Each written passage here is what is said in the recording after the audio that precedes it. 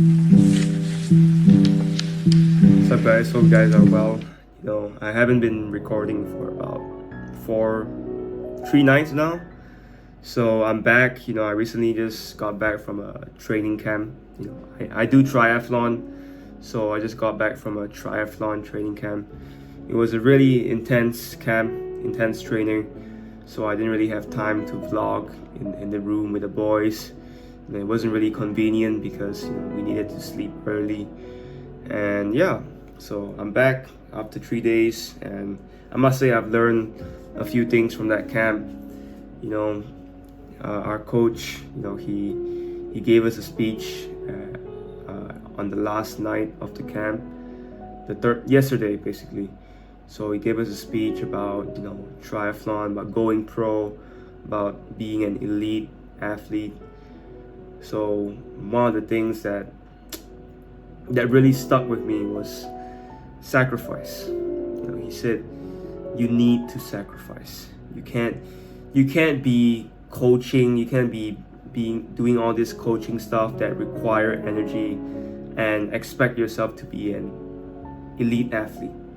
If that's what you're aiming for, he's aiming to produce, at least an Asian game medalist for Malaysia. And I think so far nobody has reached that goal yet. So it's one of his dreams. He sacrificed a lot of his own dreams, of probably some of his family time, just to help our team. So I really respect that. That's something respectable.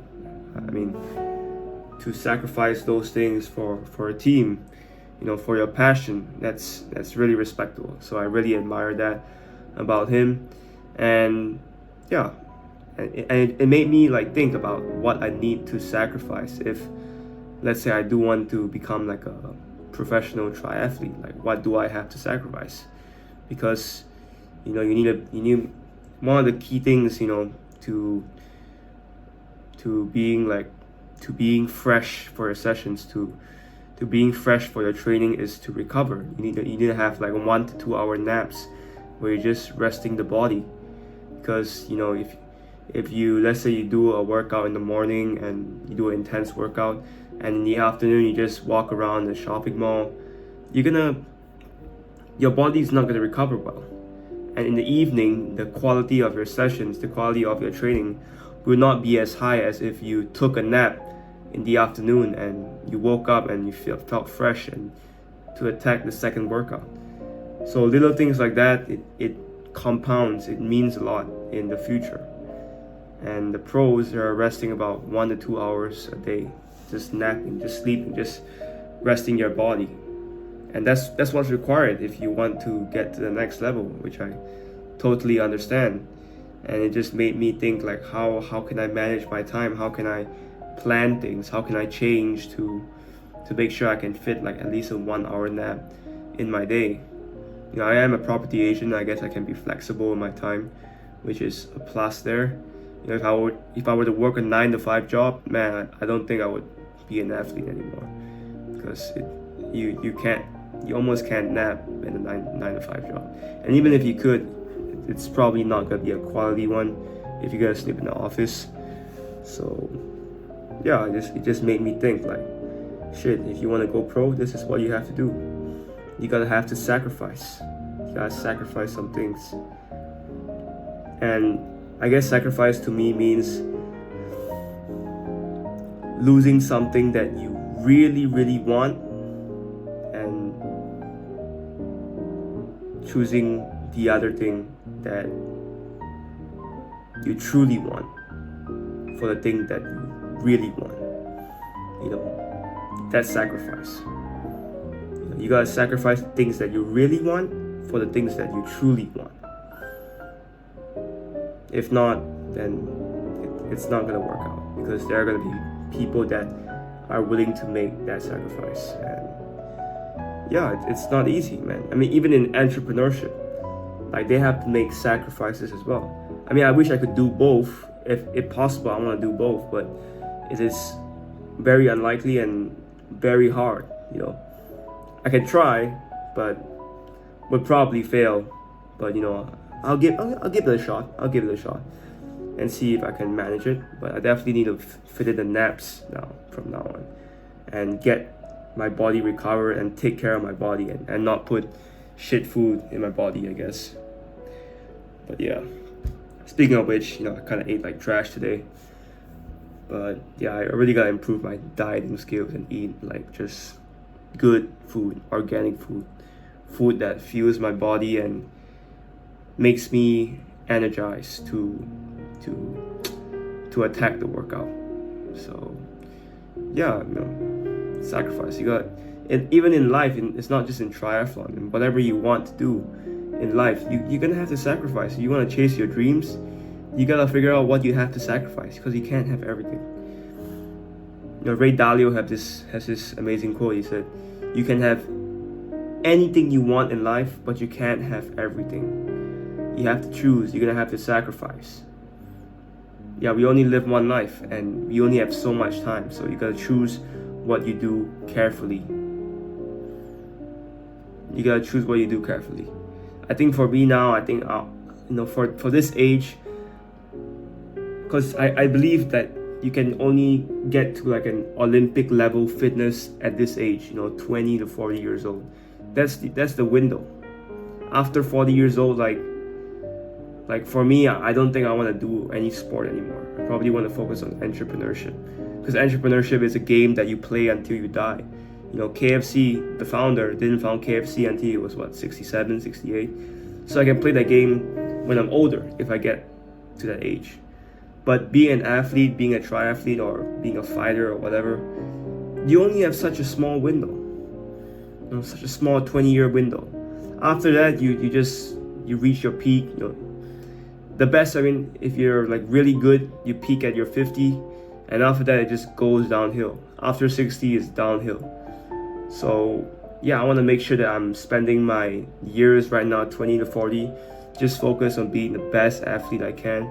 I think money, that can come later. That can come after I'm 40 or 50. I can be patient with that. It's cool, of course, you can make some money at this time, but I don't make that the entire goal. Like, I don't need to be a billionaire by 30. Like, I don't think I need to be. It would be cool if I could, but after that, it's just vanity, isn't it? It's just flexing, like saying, "Oh yeah, I'm Forbes 30 on the 30 list," like, or something like that. It's just a vanity metric, man. It's just people trying to flex on each other, like saying, "Yeah, I'm this, I'm that," but really, without all those accolades, without all those achievements, you are still something. So don't fool yourself into thinking that you have to be in this group to be someone. People always say you have to be someone, but you are someone. You are someone. You are already someone. Don't let anybody tell you gotta be somebody. Some part of it is true, but I don't 100% agree with that.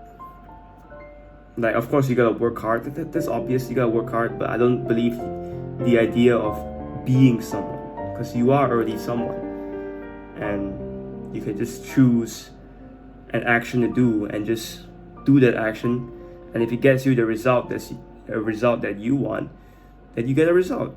It doesn't mean that you become that person.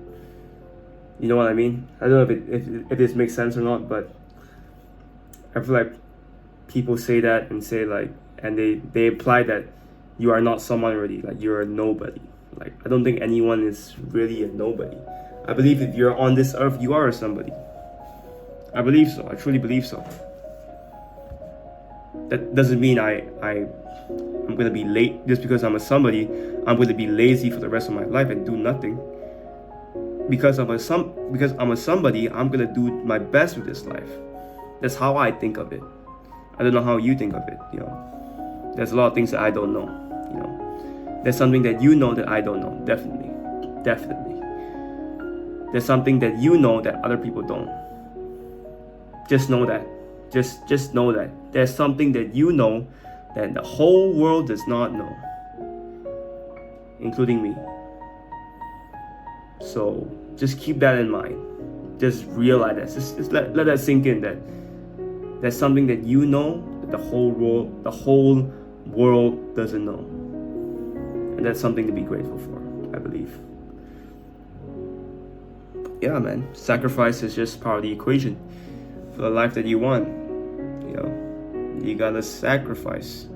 Or maybe you don't have to sacrifice, and that in itself becomes a sacrifice. You know, your dreams become the sacrifice, which is fine. I mean, if you don't want to chase your dreams, then I think that is a dream life for you. You know, some people's dreams are not chasing their dreams and just being complacent, and that's fine. But I'm not them, and they're not me, so I can't relate to why you're doing it. I think, you know, from my perspective, I think that's not a life that I want to live. I'm not judging. They probably live an awesome life, but it's just not a life that I want to live. And my life, they probably don't want to live it either. So it really depends on what you want. You want to be a lazy slob your whole life? That's cool. You know, there's nothing wrong with being a lazy slob. It's just a word. There's only meaning when you attach emotion to the word. If you just look at it as a word, then it doesn't really affect you. Lazy is just a word. The fact that we attach our emotions to it makes the word negative. So, yeah. Don't get triggered by words. They're just words. People can say whatever they want, bro. I'm still trading now. Like, when people just say words to me, I'm just like, oh yeah, positive words. I'm thank you. But inside, I don't really try. I try not to feel as much as I can, because I know if like the negative words come, they might bother me. You know what I mean? So sometimes positive words, I thank them on the outside, but on the inside, I'm like, you know, yeah, I appreciate that, but I'm not gonna let it get to me. I'm not gonna be like, oh yeah, this guy is, you know, my ego is up now. Like I would never let my ego be up because of a positive comment. I'll be like, yeah, this person is cool. I do hope he's being sincere with the compliment and that he's not being sarcastic, and I appreciate him or her dedicating their time to comment on my YouTube channel. That means a lot. So that's how I think of it. And yeah, so that's how, even though when I see a negative comment, I'm like, oh, this person's interesting, you know, he probably had a bad day, or maybe he didn't really have a bad day. Maybe he just wants to argue with me, and I'm like, okay, cool. Yeah, I mean, that's a good use of his or her time. So I still appreciate the comment though. But yeah, no, it doesn't really affect me, positive or negative. I don't let the positive comments affect me too much, and I don't let the negative comments affect me too much either. So yeah, man, that's just how I look at it. It might change in the future. You never know. I'm still on this documentation journey, and you will see in 10 years, 20 years, 30 years, 40 years, 50 years, 100 years, whether I'll change. You know, or I might still be the same at 120. But yeah, man, sacrifice. You know, to my 120-year-old self, I will sacrifice for you. I'll do my best to sacrifice myself now for a better life in the future. You know, and you look back at this video and you thank me.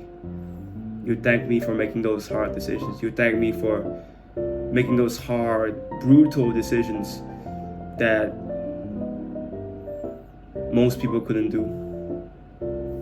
You know, I think most people could do it, but most people just wouldn't do it.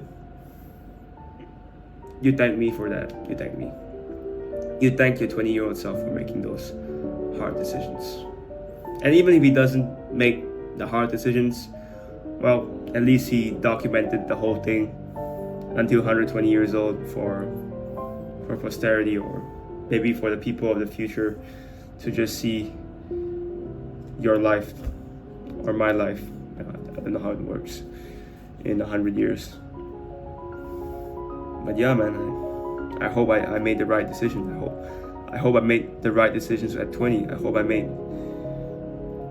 hope I did my very best to get a life at 120. Or maybe I shouldn't be thinking about the future, or maybe I should just be worried about the present and just enjoy as much as I can. So either way, I thank you. I hope you're alive. I hope you're still alive at 120, I hope you are. I hope you are. And I hope you're proud of me. I hope you watch this video without crying. I do hope so. Don't cry, man. Don't cry. 120 years old. You're 120 years old. You don't cry anymore, bro. Like, chill. And yeah, keep going, man. You're still in the present. You're still in the present. You're still alive. You're still breathing. I congratulate you. I don't envy you, because I probably can't walk at that age or do the things that I want to be doing now. You know, I probably can't do a triathlon at that age. So yeah, man. I thank my 120-year-old self for watching, and I hope he has a good day, and I hope you guys have a good day. Whatever time you're watching this, whether it's 10,000 years from now, a million years from now, a billion years, a trillion years from now, I just hope you're having a good day. And I'll see you in the next one. Peace.